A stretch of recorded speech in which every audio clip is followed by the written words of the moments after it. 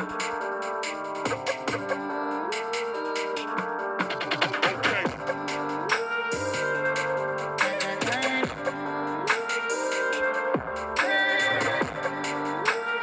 to the Mind of Basketball Podcast, also known as the M.O.B Podcast. I am Evan. And I'm Ja. And this is our basketball podcast where we recap, break down, and analyze players and teams from previous games from the previous day. How are you this Wednesday afternoon, Ja? I'm good. How are you? I'm good as well, even despite the amount of games and the amount of interesting games that happened last night. Yeah. It was lacking a lot of content in those games. I'll just say that. But hope everyone has a good day. I hope everyone will have a good day. Like I said, only 3 games from last night, so not a lot to discuss. But we got to go into it. But before we do that, actually, we want to give our prayers and rest in peace to Sekou Smith. If you know whom he was an NBA TV analyst for what? A good minute now. I don't even know for how long. I think It feels like a decade. Over a decade. Yeah, over a decade. So yeah, prayers to him, prayers to his family, and rest in peace to him. Yeah, so now with that out of the way, let's get into the basketball action. First off, starting with the Atlanta Hawks and the Clippers, the undermanned Clippers, as Paul George, Pat Beverly, and Kawhi did not play, but that did not stop them from making this a competitive game. They were up, actually, at halftime. Yeah. 48-43. But then the Hawks, as they should have, turned up the heat and got this win. Yeah, just like what you said, I don't think there's much to go into this game, really, as much as it was a close game, all the way up until you could say after the 5-minute mark of the third quarter, and so on, and then it was all Hawks from there. Trae Young and Clint Capella, DeAndre Hunter, like that whole team was just clicking in the second half, and they were able to build up a big lead from that point. Don't get me wrong, the Clippers still fought hard, and you have big contributions from Serge Ibaka, Luke Kennard, Lou Will, what's his name, Terrence Mann. Like they all played, Zubac, Morris, Batum. Like they all played well together, but this whole team, they knew what they had to do. No Kawhi Leonard, no Paul George. It was a must win. Let's just be honest about that. It was just a must win. Yeah, and I was getting pretty annoyed at how they were playing in the first half. I mean, the Clippers had a lot of great ball movement. They was picking their parts, and everyone had their touches, and everybody was scoring, and it was really annoying me. The Hawks defense, it felt like if you wasn't in the paint, you can get a bucket. Yeah. Because when you got in the paint, John Collins, who had 5 blocks in the game, and Clint Capella, who has been playing exceptionally well, like within the past 6 games for the Hawks team. So they control that perimeter very well. I mean, they control the paint in the post really well. Yeah. Outside of that, it was easy pickings for the Clippers to get easy jump shots, easy 3-point shots, and so like I said before, yeah. I was really kind of annoyed with how the Hawks played, but then, that second half, they kind of said, okay, we can't lose to this team. Exactly. We can't lose to a few starters and role players. Exactly. And we know that this team is not a good defensive team. Let's just be honest about that. But we know that offensively, they could get it done in many ways. Speaking of offensively, I mean, the main way is Trae Young. He is their offensive piece. He is their offensive monster. He is an offensive monster, one of the best scorers in the league. He had 38, and he's been killing for the Hawks throughout the entire season. Yeah, and I know people was talking about some curse that Steve Nash put against him a little bit, but outside of that, he was kind of doing what he does. That's not basketball. But yeah, what he was doing was basketball today. He was drawing fouls and everything, especially against Terrence Mann. Terrence Mann had a hard time guarding him in that second half, really. He couldn't really do much. Yeah. And DeAndre Hunter also had a good game. Clint Capella, another double-double for him with 18 rebounds. I mean, John Collins had a good defensive game, an okay offensive game. In the first half, he had a really good offensive game. In the second half, it was more Trae Young, so I'm not gonna attack him on that. But yeah, with all that being said, a good win by the Hawks team, which they should have won, Yeah. and rightfully so. I'm glad they did. And now we can see what they'll do in the future to kind of push and edge themselves away from this middle end ground for the rest of the Eastern Conference. Mm-hmm. But all right. The other games that happened, one starting off with the Rockets and the Wizards, John Wall's first game against his former team, reuniting, dapping up Bradley Beal, playing against Russell Westbrook, the man that he was traded for. It got a little heated between them. Just another little trash talking. I mean, they both got a lot of egos, so neither of them is one to back down. Yeah. Unless LeBron asks you, how's your quad?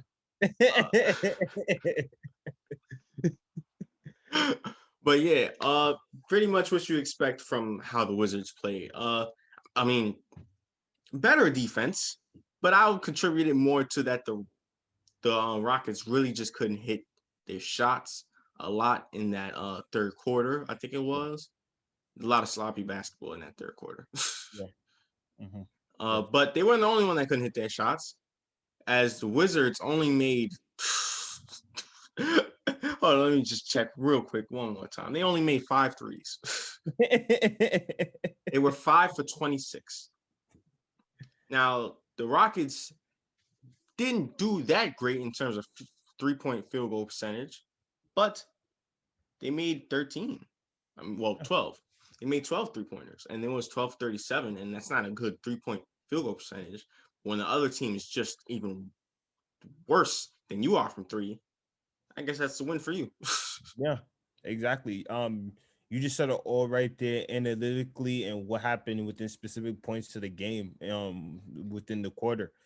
But let's be honest, again, the Wizards, again, we will never talk about them greatly defensively, no matter what. Like all we could stick on is just defense, and let's just say that their I said defense, I mean their offense, and let's just say their offense was good, not at the level that we want to see it, that we want to see it at, but it was really good for the time being. Again, Bradley Beal did most of the dirty work. Westbrook had a double. What else is new? Yeah, what else is new, right? Westbrook had like a double, but yeah, he wasn't. He only had 19 though. Yeah, get in your bag. Talk about Ross. Get in your bag. At this point, I don't know, man. Again, I say in order for this team to succeed, Westbrook has to do more than just does all around. He needs to put up more in the scoring category. And 19 is not enough. We seen you put up close to like 30 a game. Like, why can't like what's the problem? I know you're deferring to Bradley Beal, but at the same time, I'm just like your team is struggling. Like, what's their record now? I'm sorry, what's their record now?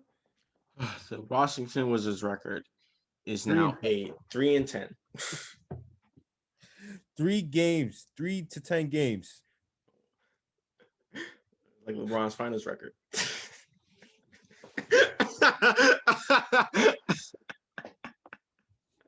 Almost, like, not quite. I mean, not quite, but almost.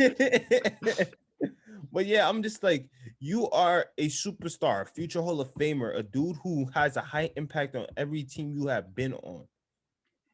Why can't you have some kind of extreme impact on this team, knowing that you're such in a deep hole in an Eastern Conference where things are supposed? Don't get me wrong. Obviously, the Eastern Conference has gotten way better than it was in the past, but it's still the Eastern Conference now. You should be able to make some kind of push, and you're only giving 19. You're only giving 17 a game, and yet your team is in this situation. You got to do more than that. So I put that on you. But when it comes to the Rockets, they look really fun. To put it the least, like they look really fun. Everybody, I know it wasn't one of their best games, but in terms of seeing everybody have fun and have it clicking and have it going from John Wall. Yeah, because they took the dirty laundry out. Exactly. They took the dirty laundry out. They removed that dark cloud. Now it's raining, and now it's sunshine, and like the blossoming flowers and everything. Whatever the Texas barbecue is up and running. Let's just say that. Like, you know what I mean? Like, John Wall had a great game. Oh my gosh, the move that John Wall did. Oh my god. Came down, fast break, behind the back, right to left, layup, footage. I just gotta pull up the footage, man. What he did was beautiful. Victor Oladipo had a good game. He kind of struggled at most moments, but yeah, when it was time to hit his stride, he had it going. Eric Gordon was doing his thing. Yeah, coming off the bench big time.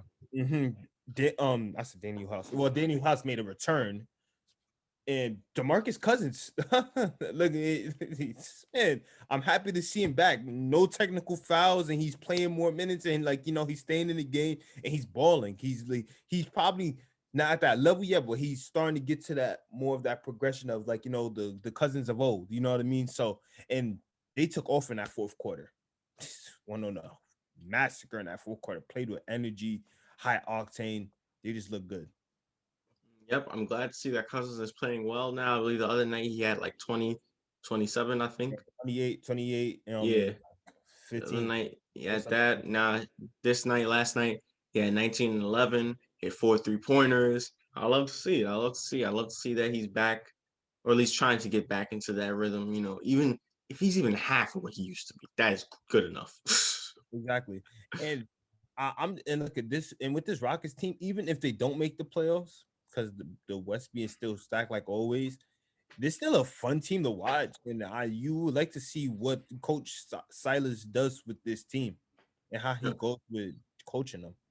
Remember the whole Steven Silas, credit to him because he had a rough start Yeah, to this season with everything going on, but now I think now he can really show his coaching ability with this team. And also you gotta remember, like this roster, they haven't all played at the same time.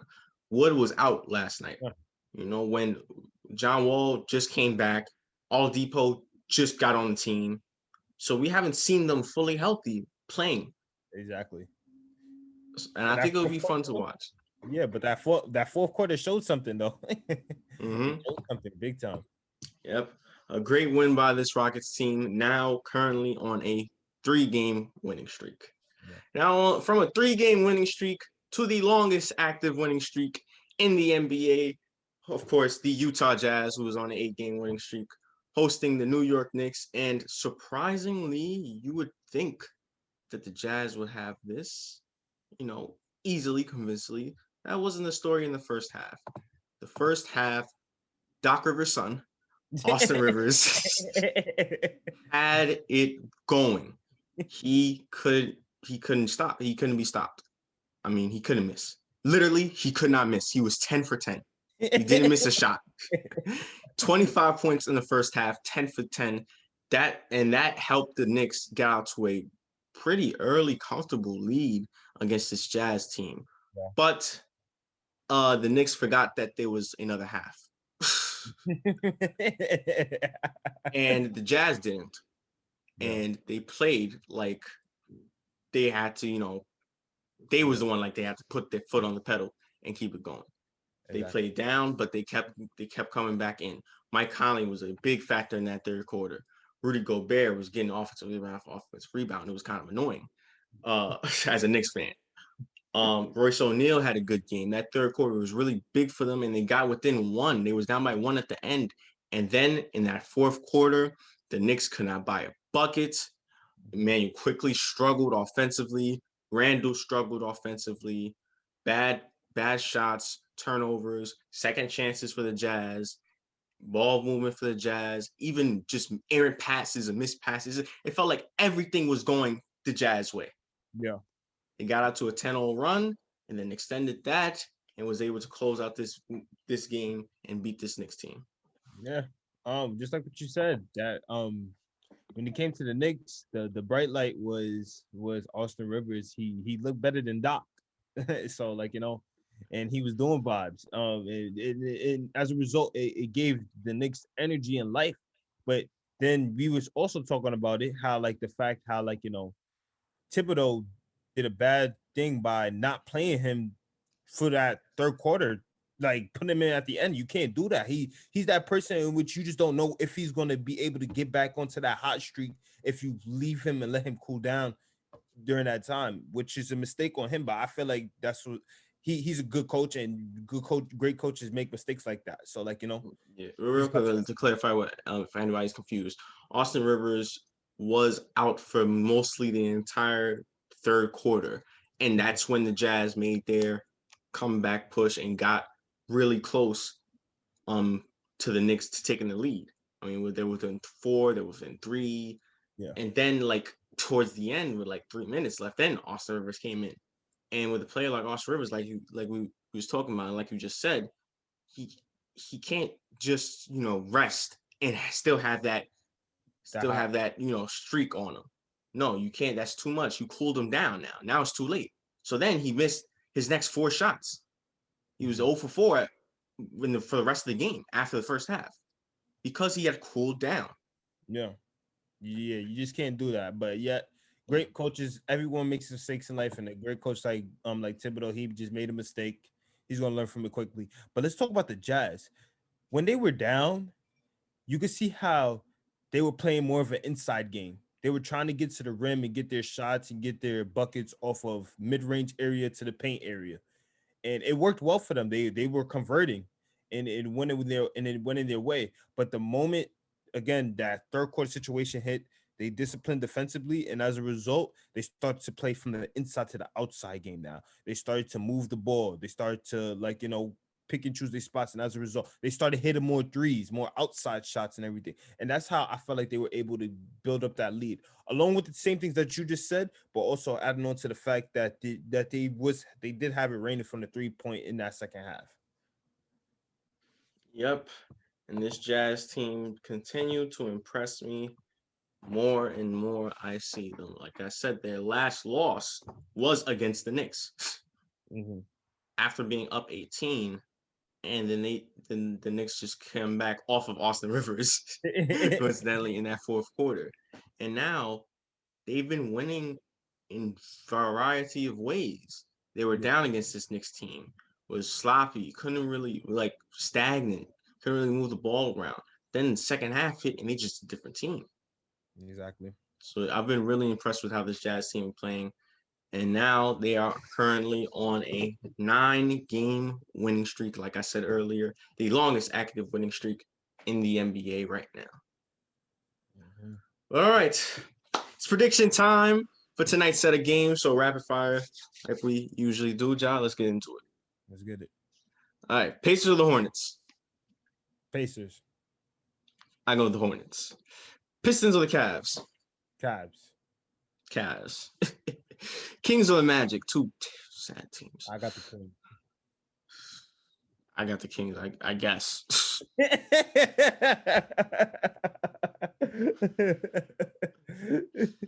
Oh, this should be an interesting one. The Nets or the Hawks? The Nets. I got the Hawks. Okay. The Nuggets or the Heat? Nuggets. Our first primetime game up on ESPN features the defending champions up against the best team record-wise in the Eastern Conference, the Philadelphia 76ers. What do you have? It's going to be a fun one. But Yes, it is. I got the Lakers. You got the Lakers? Yeah, the Lakers have been playing really good basketball, but I'm going to go against you with that. I got the Sixers, if NBA is playing. And if Ben Simmons could be aggressive. I doubt that, so I'm just relying on NBA. The Bucks or the Raptors? Bucks. Bulls postponed. Celtics or the Spurs? Celtics. Wizards or the Pelicans? And I don't even believe in the Pelicans. At this point, we're just gonna always, whenever we hear about the Wizards, we're just gonna go against them. And the Pelicans have been playing bad as well. Yeah. Unless if they're going against it, not even going against Minnesota, we can even say Wizards. We can't say Wizards. They beat the Timberwolves. Don't do that. I'm not gonna do that to them. The Thunder. I forgot they beat the Timberwolves. That was their first win. Yeah. After like 5 games into the season. The Thunder or the Suns? Suns. The Mavericks. Is Booker playing? I still got the Suns. Yeah, Booker's not playing. Yeah. But respect to SGA though. Let me say SGA. Mavericks or the Jazz? Oh. Mavs. I mean, Jazz. Sorry. Jazz. And lastly, the last primetime game on ESPN that we'll be talking about features the Timberwolves and the Warriors. Warriors. All right. I think it's time to wrap things up. Our final thoughts. First off, I want to say that we got news from yesterday that Karis LeVert did have a successful surgery on his kidney. What? Successful injury. Wow. It was my fault. It was a mistake. My fault. But Okay. Karis LeVert of the Indiana Pacers, now formerly of the Brooklyn Nets, did have a successful injury. Remember, he had a mass on his kidney. Successful surgery. See, you messed me up. If you didn't say that again, I would have got it. Sorry. Successful surgery. He had a successful surgery. If you remember or recall, he had a mass on his kidney that could have been fatal, and he was out indefinitely and obviously could not play. But now he is expected to make a full recovery after surgery. He's still going to be out, but that's just great news, of course. Yeah. It's All right. It's good to hear that. All right, now, any final thoughts? Anything else you want to talk about? No. Just my condolences to the Smith family, and also just happy to hear about Karis LeVert. Yep, I don't want to end it on a sad note like that. No, and that's the reason I brought up Karis LeVert. Oh yeah, that's true. All right. Now, with that being said, Magic suck, but thank you guys for watching today's. Wait, what was the purpose of doing that? Hold on. What was the purpose of saying that? Okay, you're right. Maybe I shouldn't say Magic suck. Pistons suck. Thank you guys for watching today's. But actually, no, I shouldn't even say about the Pistons. Jeremy Grant has been playing really well. I'm impressed. Everybody except Bradley Beal and the Wizards suck. Thank you guys for watching today's podcast. Make sure to tune into tomorrow's podcast. Sorry, Russ. Make sure you like, share, and subscribe. Make sure to all of us follow our IG down in the description below. Once again, I'm Evan. And I'm Josh. And this was the Mind of Basketball Podcast.